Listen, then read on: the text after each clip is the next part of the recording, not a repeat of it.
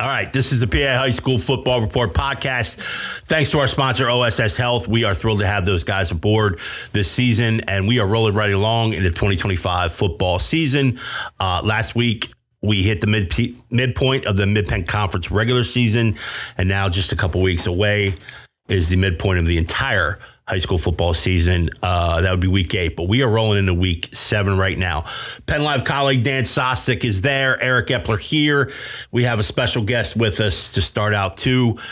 I guess we'll call you newish kid on the block. Evan Wheaton is joining us. If you don't know, if you've been under a rock, Evan is now embedded in York County, giving you all the goodies on football down in that neck of the woods. It's been a pretty exciting run for you guys so far. Evan, first of all, welcome to the belly of the beast. Welcome to this beautiful studio. We're still trying to figure out what we can hang up here to make it, a little more comfy. You know what I mean? Right now it feels a little, what's the word, Dan? Static? Yeah, I guess you could say that static's pretty good. Static? Wordsmith over yeah, there. You do get shocked if you touch things. You get a quick shock. A lot of electronics surrounding us. So how you doing, my man? Doing great. York's been really fun. It's awesome getting to meet new coaches, new players, and see a whole new football scene. It's been a fun year. Let's run down. First we have to do the check-in. We do the check-in every. Can we skip it this week? There are a lot. Listen, I'm just telling you. There's a lot of coaching vacancies right now in the FBS ranks. Probably. Okay. Yeah. But your boy keeps hanging in there, even though the 2-2 start. I mean, he's probably going to hang in there just because he's fabulous. First of all, because of a buyout in the $20 to $35 million range, but worth it. He's worth every penny. Yeah, maybe if you're not an alum of the school, but another not so fun football game up in the western part of the state. So 2-2, season's already over, but not the only team not a good week for Pennsylvania colleges in football. The season's not over, dude. There's the Nutcracker Liberty Bowl or whatever there are. When you have Notre Dame, Miami coming up on the schedule, it's kind of over. It's kind of over. But maybe you'll get a weekend in, say, San Antonio. They'll win one game they shouldn't win. I'm talking about. I'm not even going to say what school. What you want to do is get that Bahamas Bowl. Take a little PTO for yourself. I think a bowl game is a generous right now. So. Hey, 2-2. You think big, brother. Think big. Benching your starting quarterback in the 4th week of the season. Not a good start. He's not Tino Sinceri. That's all I'm saying. No one is Tino. No one is. Billy O coming to town, right? Yeah. Billy O and the Eagles. Yeah. BC Eagles are in town. Yeah. Gonna love that one. Yeah. I'm not gonna talk about my alma mater at all either. So, all right, for those keeping track, let's run down what's gonna happen here over the next 30-ish minutes or so. Evan, we're going to talk a little bit about York County here in just a second. We're going to do a little week that was. We're going to break down a couple of games that that PennLive writers were at and covered. Some more interesting finishes to be sure. And then we're going to look for the first time. And listen, a former colleague of mine always said, don't ever look at the power ratings, District 3 power ratings before week 8. Don't do it because they're maddening. They really don't tell the whole story about what's going to happen over the final 3 weeks of the regular season. But I can't help myself. So we're going to check out the District 3 power ratings here and just flush out who we think definitely is in, potentially on the doorstep or potentially not, trying to find their way to the fence line. So we'll finish up with that. But first, Evan, we mentioned you're hunkered down now in York County. We've got a couple, I would call them serious District 3 contenders. One that we've talked about a bunch, Dan and I, so far this season. Top classification 6A, and that's Central York. Right now I have them ranked inside the top 10 in 6A, and obviously in the always popular Dandy Dozen rankings, they're number 2 behind Harrisburg Cougars. What do you like about Central York? Obviously, Gary Yonchek does a great job with down there, and they've just been sort of running everybody behind the woodshed so far. I mean, I think you start with quarterback Brooklyn Nace, Old Dominion recruit who, according to Max Preps and schools who are inputting their stats on Max Preps, he's leading Pennsylvania in passing yards with 1,549. But what stands out to me is his passer rating being 153.1 for the folks who don't know, perfect QBR is 158.3. Yep. So, I mean, he's been killing it through the air all season, but also his mobility has really stood out as well. And it helps when you have a guy like Brendan Smith at wide receiver going to Kent State and a guy like DeMarcus Murray. So what they've been able to do on offense has been outstanding. Yeah, I think the big question with Central York, it always is, right, is what is going to happen when, the kind of pumpkin turns a little bit and they get to the playoffs, right? Because they get tested a little bit. They play Manheim Township. Yep. I think that Central Dauphin game in the past has been more of a barometer than it might be right now. Yep. And I think that's kind of complicated things a little bit. But we kind of know going into the year they're going to do this in the York regular season, right? They're going to look incredible. They're going to put up crazy numbers. I think that this seems like they always have a couple Division I guys. I don't know if it's exactly the Bo Perbula team that went into the state championship game. Right. I don't think many teams in York are going to be that level of team, but it's always interesting to see, them putting up 50, 60 points every week. And then you get to playing Harrisburg. And I remember that game a couple of years ago.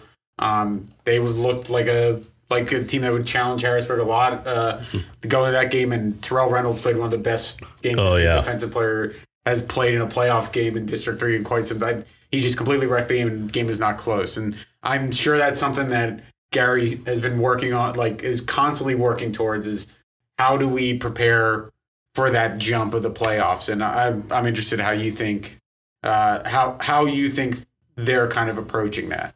I think they had a lot of adversity early on, like trailing at halftime against Central Dauphin in non-conference, 4 lead changes and a thriller against Manheim Township coming out on the winning end of that. So they had a good slate of this non-conference schedule where they were tested, and now they've been kind of rolling through York Adams. So I think they've kind of hit their stride. Obviously, Colin Gurley on the edge, Villanova guy, he's kind of been kind of their anchor there defensively. I think they've been kind of getting polished a little bit more and more and more as the kind of season's gone on and into league play. Having those tough tests early on and then getting more polish from there, I think helps them get, as the playoffs approach and the playoffs loom, you don't want to look too ahead, right? But it's almost a little reminiscent of Bishop McDevitt when they're in the Keystone Division, right? That it's like yes, you have 1 or 2 games that you schedule you hope are going to be tough early, and then no matter what you say, you got to take every game seriously, but you kind of know what's going to happen going into a lot of these games, and then you get to the playoffs, and it kind of, I think a lot of the time it depends on team makeup, how focused they are. It seems like this is a group of really smart kids. I know we've had Brooklyn Nace on this podcast before. Seems like a great kid. I'm sure that really helps when you have a leader like that under center. So yeah, I mean, I have no doubt that they're going to put their best foot forward. And it's hard to see any team besides Harrisburg, I think, that in that 6A, we'll talk a little more about District 3 power rankings, but it does feel like they are, and I guess you can never really count out Wilson either, no matter what I mean, there's, Evan mentioned Manheim Township and you mentioned Wilson. Those two teams, right now, Wilson's playing, and this is what I really like about Central York is now they're expecting to win. Yeah. Now they're expecting, they are a super confident team, and that starts with Nace. Yeah. I mean, Nace has been at this for 4 years. Okay, under center. So he's not only confident, but he's got there's a certain brashness to it. And I'm not saying it's cocky, but when you walk to the field and you're behind that guy and he's leading your squad, that's a really good sign. And Janchik knows that. You know what I mean? And he really gives Nace kind of the freedom to tuck it, like you mentioned, Evan. And he's a really good passer. He's accurate as hell. So all those things go under just fully success. But in years past, though, York County had no history in the District 3 playoffs. None at the elite level, at the top level. Okay. I know we've only been 6A since 2016, but even since then, in that 8-year stretch, they had no history before that team, the Perbula year where they went to the state championship. So, and they don't get much resistance in York 1. They just don't from the other 6A squads. So that's something obviously to keep an eye on. And I really like that. But this Wilson team, is really coming on strong. And they just hammered their rival, Governor Mifflin. I think it was a 30-point game, 32-point game, something like that. Their only loss was a 1-point loss to Plymouth, I think, early in the season, maybe week 2, if I'm not mistaken.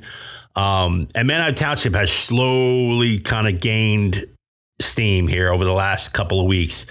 And a good opening win, that real hard one against Cumberland Valley, 7-0 game to open the season. So I think you've got, you certainly have Harrisburg 1, but I would put Central York 1A. And I think, between Manheim and Wilson, it's a really close 2 and 2A for those. So we got 4 good squads, I believe, and obviously there's a couple teams that have the stretch run to kind of make up for it. I think we think Cumberland Valley can make a little run here late. And the fact that State College goes to 6A is really good for the 3A teams. So it'll be interesting. But I just love the confidence of Nace and a lot of those players. And you mentioned a lot of those guys on Central. They're just playing with so much confidence right now. And one last note on Nace. I mean, just to kind of help put it further into perspective, last year he finished the season with 1,300 passing yards. The fact that he's already at 1,500 through 6 weeks. He led the YAA last year. Now he's leading the state of Pennsylvania. Yep, absolutely. All right, let's move down. I think we could slide to 4A. And we did have a couple. We had a couple. We still do have a couple undefeated squads. But one went by the wayside. West York has been really strong. Our guy, Bill Miller, for the Northern head coach, is there as an assistant coach. No relation to Ron, right? No, I don't think so. No relation to Ron Miller, who did he not just get his 100th? Yep. 101st now. 100, yeah. At okay, West York. Right. So 100th win. Congratulations to Ron Miller. And Bill Miller there as assistant. I think West York has proven themselves now. And just this week, obviously, I wanted to see what they did against Eastern York. I thought that should be a good tester, and they passed with flying colors. Yeah, I mean, you had 5 different touchdown plays that went for over 30 yards. Mm-hmm. And then you have a defense that held the Golden Knights to -4 rushing yards. And then Julius Fuentes Bream, who you guys know from McDevitt. From McDevitt. You're McDevitt, yeah. Just, blocked a punt that ended up being a safety. So, I mean, in all 3 phases, they are firing on all cylinders. Number 1 in District 3-4A. They'll have a collision course set 2 weeks from now, in week 8 or a week from now, if my math. But when they face New Oxford, right, who's number 2 in 5A, that was obviously a heavyweight bout last year. I think a lot of people are circling that game on the radar. Yeah, I think so. Yeah, was that the 5-3 playoff game? It had to have been a scoregami, I feel like. I don't think you have many 5-3. No, I don't think I've ever seen a 5-3. Yeah. Back in, last year, 5-3, when West York and East York played in the District 3-4A quarters. Oh, that was the game. Yeah, it was before that. So West York beat Eastern York 5-3, dense fog. It probably had to have been scoregami, right? That's like a baseball score or something. Yeah. But no, there was no fog and no doubt this time. West York just handled business. Yeah. Anyone else that could creep up? I mean, obviously, you still have 4 weeks left in the regular season. Anyone else that you see that could kind of make a little run here and potentially, win a game or two in districts? I mean, obviously, in 6A, there really is nobody else other than Central York. But any other classifications? Yeah. I mean, we know who's going to play in the 1A. Sure. One of those teams. Well, yeah. Obviously, when you look at the top 3 classes, you got Central York in 6A, New Oxford in 5A, West York 4A. But a lot of people were talking about, Bermudian Springs. Where did they go from winning 3A last year? They graduated a lot. Had, I believe it was a 1-3 start to the season this year. Non-conference was, tough. But, they put together a few wins in Division 3 for York Adams. So, maybe they went out the rest of league schedule, get back into the postseason, and try to get back to that District 3-3A title game. Yeah, I think Anvil-Cleona might be leading 3A right now. I think they're 5-1. But I think it's pretty open after that, in 3A. Anyone in 5A, Evan, that you see as far as York County? Looks like Big Spring's leading in 3A. Oh, Big Spring, yes. Yeah, I'm sorry, Big Spring. Anvil-Cleona would be 2, Berks Catholic, Trinity. Yeah, I keep forgetting Big Spring's 5-1. Yeah. So Bermudian Springs is actually number 6, and then Another York Adams squad, Littlestown at number 7. Littlestown, yeah. I mean, New Oxford's 5A, so that would probably be. I guess. Yeah, you'll have that. Yeah. You'll have that matchup, to kind of lean on. But New Oxford. I think their schedule's been beneficial. Yeah. For them, to say the least, so far. But 5A could be interesting too. You've got some other teams, Berks and LL. That could get interesting. I mean, it's still. I think the perception is still that McDevitt is the clear favorite in 5A. They're starting to gain momentum now too, being 3-3 now. Or I'm sorry, 4-2, Yeah. 4-1. Yeah, 4-1 without the Right, Clarkson game. 4-2. Yeah, 4-2 overall if you count the Canadians coming in and whipping them. I always count the Canadians. I always count the Canadians. Why wouldn't you? Yeah. But yeah. So that's a little piece of York County. A long way to go. But we'll see. We know Central York's a player. I think West York's a player as well. And we'll see how far they go. Lots of competition, though. Yeah. Lots of competition. Get some maple donuts and watch those games. Absolutely. Evan Wheaton, we appreciate your time. Thanks for joining us, brother.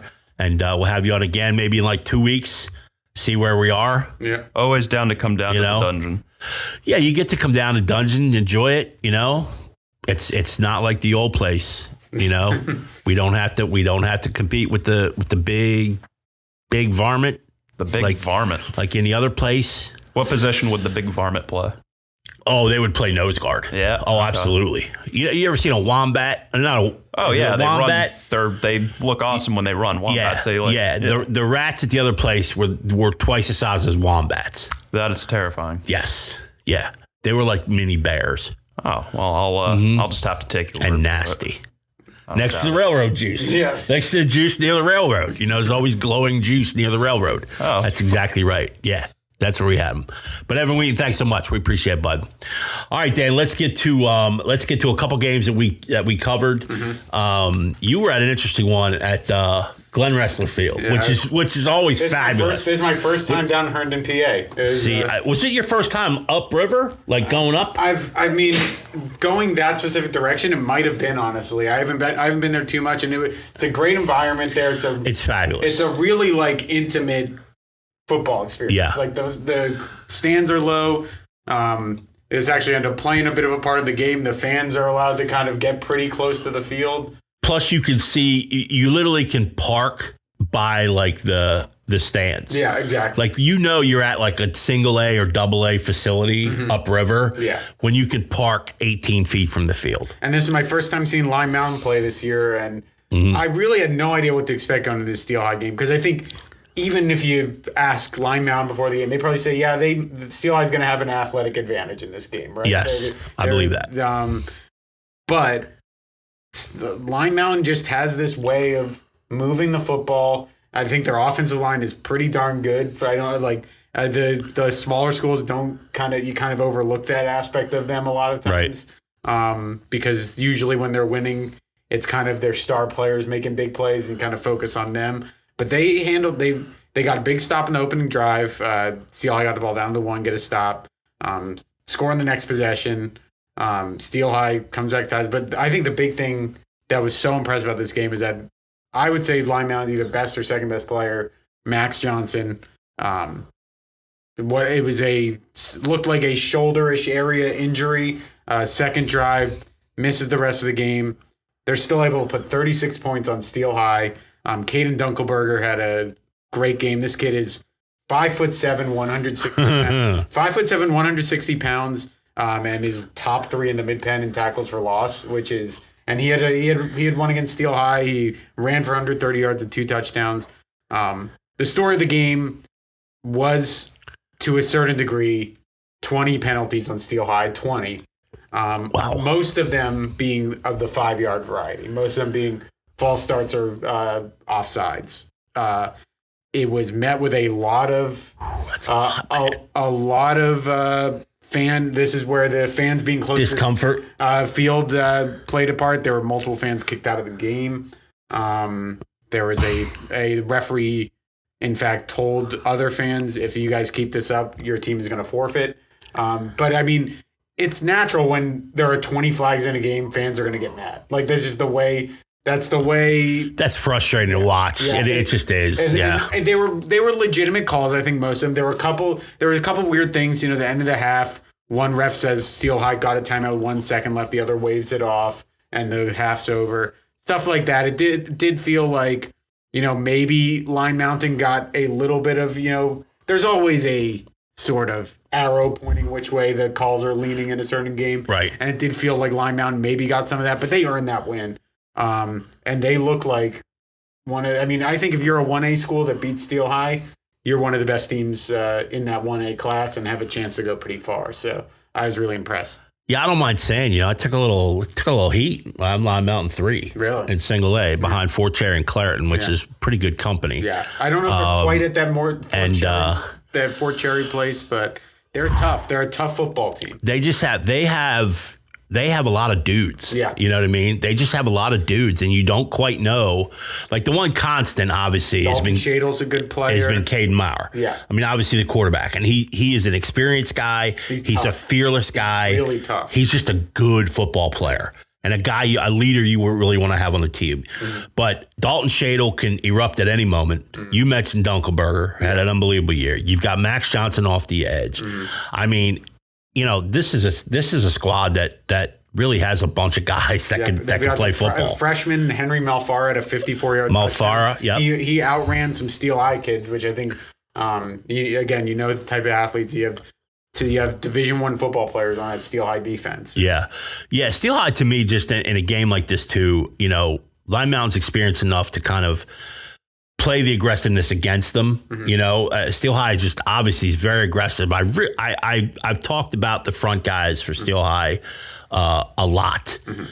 Quadir Tate's up there, Achilles Cole is up there, Samaj Jones is up there, Samaj Evans is up there.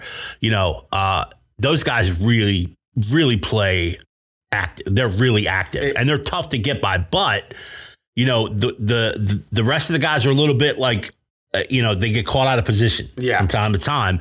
And Line Mountain's a team that can exploit that. Yeah. If you get that one chip block, boom, it turns into a chunk play. It was funny too because Steel High did battle back. They were down 20 points at some point, and battle back, score a touchdown late, and it was a 36-34 game. Onside kick. And the onside kick just pops up directly like 20 yards downfield, directly Line Mountain. Someone turns to me and says, that's a pretty bad onside kick. I said, yeah, Steel High probably hasn't had the onside kick in like 5 to 10 years. I mean, they don't kick extra points. And also they're just barely. I think this is, in my 5 years at PennLive, this is actually the first Steel High game I've covered that they've been losing because I didn't cover any. Yeah, that's a good point. So, they're not in that position a lot. They're rarely in a position. So you're right. I was also impressed by Steel High's resolve in that game because when you're getting penalized as much as they are, it is pretty easy, I think, to just fold up shop and be like, I'm done playing. They really did keep going. It's one of those games where, if there was an extra minute on the clock, they probably win that football. Probably, yeah. But so I think Steel High is going to be fine. If they want, they're I think 4-3 or no. Right now, Steel High. Yeah, they're 3-2. Yeah, 3-2. Yeah, they have a game missing. Yeah, they're 3-2. Assuming they do what they should in the rest of the game, I think that they should still be the favorites in 2A in District 3. I agree completely. Yeah. I mean, it's just there's no one else with that kind of speed, and you figure, if you can just cut those penalties in half, just get the cadence Jerome a little bit stronger. Jerome Ross had 300 rushing and receiving yards in this game. Yeah, so he's a heck of a football player. They'll be fine. Yeah, absolutely. Yeah, we don't worry about the rollers. Yeah, absolutely. I had an interesting game. I still don't know really. I think I grabbed Bob Bowden, West Perry's head coach, as he was coming up Cup at East Pennsboro, where they just won a improbable 28-27 game against the Panthers. I actually picked West Perry to win this game. That was impressive. No one else did. I'm not saying that to say I'm a genius or anything, but I was worried about they lost. They were out. They were out of this game until the last three minutes and change. They lost their quarterback for the year, right? Hayden Fleischer. Fleischer, yeah. That was an interesting point I was going to bring up, Dan. When Fleischer went down, so obviously they moved Evan Wheaton, who was the fullback, really talented fullback, to quarterback, and he had a great game last week. Mm-hmm. But things just weren't clicking for him against the Panthers. Panthers. Adam Yoder was getting tough yards, don't get me wrong, but it just wasn't sort of clicking. So they brought in a freshman, Mason Page, who he didn't look anything like a freshman at all. And it was just like ho-hum. He threw a fourth quarter touchdown pass, part of a 21-point explosion in the last. It's a good quarterback name, too. It's a great name, yeah. And it doesn't run over. It's quick, you know. But West Perry comes up with 21 points in the last 8 and change to win this game. They got back-to-back onside kick recoveries, which I've never seen. No. Ever. Actually, I've seen it. It was. I haven't seen it on Pee Wee football. I saw it at Pitt Houston bowl game my freshman year of college. Really? Yes, the Pitt was. Of course, it happened. Did Pitt get them or Houston? No, Houston got him, and Houston won. Oh my God! That was actually when Pat Narduzzi was in the press booth because he had just been hired, and he was watching his future. Well, I used to feel bad for you. Now I feel worse for you now. knowing that nugget. Yeah, it was fun. But Yoder had a good game, 120 plus yards in this one with a TD. But I thought Page just handled himself, especially in a hostile environment. They were on the road, against a really good, well coached team. Saxon's not an easy place to play. East Pennsboro kind of presses you. They got a good squad. They're versatile. But Page did a heck of a job in this one. And Jippa came in late, scored a touchdown. He had 40 rushing yards. But anyway, bringing Page back under center, putting him under center, allowed them to put Jippa back at fullback, and sort of the offense just sort of clicked right in place. So I'm looking forward to see how Mason Page keeps progressing in this one. But West Perry's 5-1. Yeah, all of a sudden they're 5-1. That's impressive. I mean, again, Bob Bowden just keeps winning football games. I know that they've talked about even when they lost all those players from when they made the district championship game. Yeah. I think one thing he kept saying was, our numbers are so much better than they used to be in terms of how many players they got coming out. And this is kind of when you see that come to fruition. They might not have that Marcus Quaker player. They might not have that Ian Goodling player. Right. But they have depth. They have a good offensive line, good defensive line. And they have injuries and are able to overcome them, which is a huge part of winning at that level. So it's just another good, that was a matchup of, I think, two of our area's best coaches, too. And, yeah, absolutely. Yeah. 100%. All right, last game we're going to go over real quick, Dan. Milton Hershey got their first W of the season. I don't know if any of us picked. I picked Milton Hershey. Did you pick Milton Hershey? Okay, 26-21 over Newport. Newport obviously has been one of the best storylines of the early part of the season.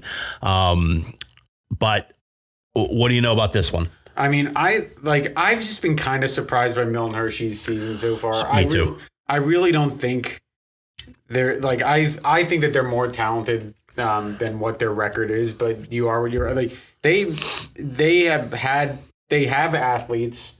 I think a lot of these Milton Hershey teams, there's always just going to be some holes. It's just the way the roster is going to be. But I like their quarterback, Amari Cooper. He's an athletic kid. Logan Jerry, Karingan Luckett. They've got guys. So I figured, this was going to be a game that the way it played out was kind of how I envisioned it, where I think Newport just has found, who they can rely on. And they as Ep's phone goes off. I don't know what that was. Yeah. I just lost my train of thought. You talk about Newport. Yeah. I just think that Milton Hershey was going to find a way to win this game with their athletes, but Newport was going to make it close. And I don't think this takes anything away from Newport's season. I think they've already sort of playing with house money.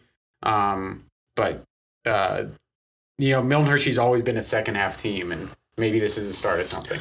I always feel too like the Spartans. By the way, it was Brett Myers. Yeah, he's calling me. Awesome. Yeah, I always feel like it is a tough start for them because the guys come back at different times. They're supposed to report, and obviously the kids come from all different parts of the state and even out of state. So you're like juggling to kind of get the start of the season going. So I always feel like it's a tough crawl for them for the first couple of weeks. But you're right; they're talented, and obviously Coach Boger's been at this a long time. I think it will be a completely different second half of the season for them. But it was good that they got their first W. I know Newport doesn't feel that way, but Newport's fine. I mean, they've got the rushing game going again. They've got some really good athletes. Dalton Kratzer being one of them. Justin Still, we talked about a couple times. He was on our midseason team as a defensive end. Putting a lot of pressure on offenses. So I think both of these teams are looking for positive second halves of the season. Yep. So we'll go from there. All right, Dan, we are just going to glance over. I don't even know. Do you like them? Do you not like them? I mean, the system now, the District 3 power rating formula has been in place now. I want to say it's 15, 16 years, maybe more. And obviously it does nothing except determine who goes to the postseason. Yeah. So it's a 55-45% balance in the formula. Your weighted winning percentage, the opponent's weighted winning percentage. You throw all that into the Soup Bowl, and out pops a seed for you. I don't think we talked about Newport and Steel High. They're sitting there 1A and 1B, 1 and 2 spot and AA. AAA, we mentioned earlier that Big Spring is leading a 5 and 1 Big Spring. I'm not sure any of us thought Big Spring would be 5 and 1 at this point. And then, we had Evan Wheaton on earlier. West York is topping 4A right now. And right there, of course, is Susquehanna Township 2, sitting there pretty at 6-0. It's interesting because both of their strength of schedule, which is a major factor in your power rating seed, in your number, is almost identical. Yeah. Right now, that will change. That obviously will change, and and what people, and I don't understand the entire formula, but I do know that your strength of schedule is what basically shifts. The most dramatic shift is because of the strength of schedule. Yeah. And that changes every week depending on how your opponents are handling their business. So your week 1 opponent, what they do in week 7 matters. Yeah. What they do in week 8 matters. So that's why it can be volatile, this formula. But we have hammers in 4A. I don't know, to be honest, who's going to come out. I mean, we think it's why I'm missing, but they're on a collision course with Twin Valley in week 8. They're right now 3 and 4. We talked about Susquehanna Township. They have some tougher matchups coming up. Lampeter Stroudsburg is sort of waiting there in the wings, sitting there at 5 and 4 and 1, or 5 and 1. And then you've got a 5 and 1 West Perry team, which is obviously Twin Valley, which is a surprise. Yeah, Twin Valley is the team. One of them and why I'm missing are going to be another notch above. Anything surprise you right now after 6 weeks in Class 5A? In 5A, I think the only thing that besides Redland, which I don't think it's like hard to even say that's surprise because you talk about it so much, but just even seeing them up there. Nothing's too crazy. I think like when McDevitt loses a game early in the year, obviously, I think, it does. They're one of those teams where you could put any number next to them. And if they get into the dance, they're going to be the prohibitive favorite to win the 5A bracket. Yeah. I think Exeter Township being as good as they are is pretty impressive given how much they lost last year with running back Jaden Zandier. New Oxford, we kind of talked about them already, that they have a tough part of their schedule coming up. And you have kind of the teams that, we don't get to see too much of in Conestoga Valley, Muhlenberg, both sitting at 6-0 as well. I would just be, I'd be pretty surprised if we don't see McDevitt. But, McDevitt is, I think you have to say they're more human than they have been in years past because of injuries and youth and kind of the difference in experience.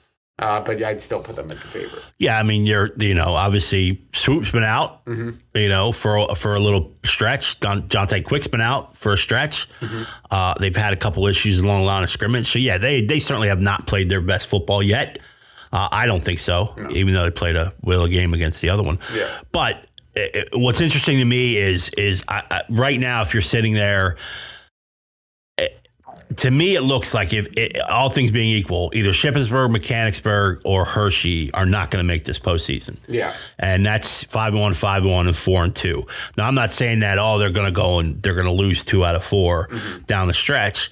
But when you look at strength of schedule, it's not as strong right now. Now, it'll get a little better. Yeah, this Hershey Redland game this week's going to be a big one. It's going to be big on this one. And it's really sort of an I'm in kind of thing. If Hershey would win, I think obviously they have the inside track. Redland could take a big dip, sitting there 5-2 after this week if Hershey would wind up getting them. So that's an important matchup. McDevitt's going to take care of itself. I believe that. They do get hurt by not getting credit for playing the Canadian team. Obviously, if you're not a PIAA opponent, you don't get points. Nothing. It's wiped out. So to me, it's interesting to see if Lower Dauphin can make a push here because 5A only gets 12. It used to be 16 you get in, now it's 12. So it'll be interesting to see if Lower Dauphin's sitting there right at 19 right now, and they're all interchangeable. They're all gonna play. So we'll see. 6A, any surprises? I think it's just we kind of briefed a lot of them. York High being number 5 is kind of interesting. It is interesting considering where they started with a loss to CD East, who is. Sitting at 13, kind of on the outside looking in.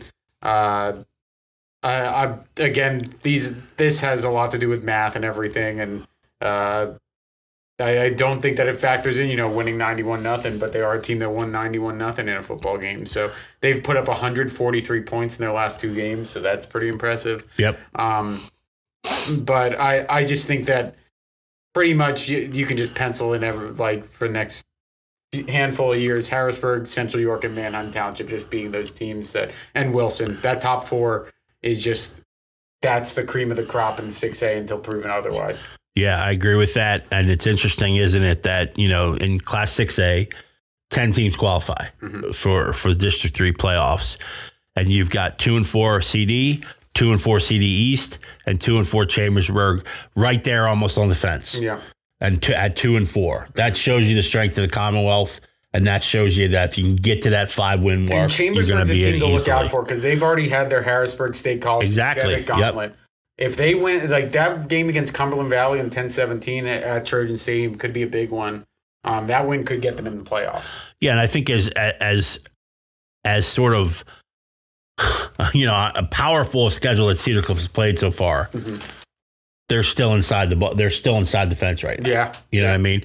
Sitting there at 7. So that's impressive. And then all the consternation about Cumberland Valley, and they're pretty comfortably in but they still have their toughest games. Right. But we said 5-5, no problem. Yeah. You're in. Yeah. So right now they're sitting at 6 at 3-3. Yeah. So, they're going to get in. 2 more wins and they get in. Yeah. And all you got to do is get in to get a shot. So, yeah, we'll see how it breaks down. But that should do it for this edition of the PI High School Football Report. For Evan Wheaton, Dan Sostek, I'm Eric Epler. Please enjoy week 7 of the high school season coming up. Get out there, buy a ticket.